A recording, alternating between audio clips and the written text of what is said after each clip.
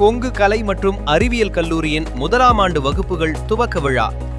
கரூர் கொங்கு கலை மற்றும் அறிவியல் கல்லூரியில் 30ஆம் ஆண்டின் முதலாம் ஆண்டு பட்ட வகுப்புகள் தொடக்க விழா 19 ஜூன் 2026 அன்று அட்லஸ் கலையரங்கில் நடைபெற்றது.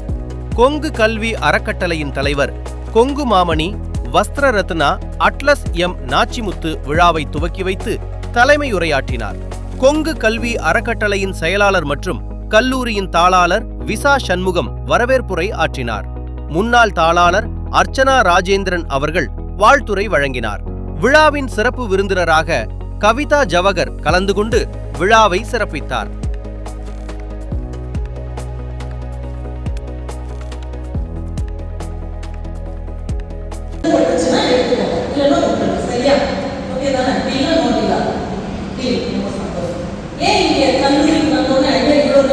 அவருடைய வாழ்க்கையில் இருந்து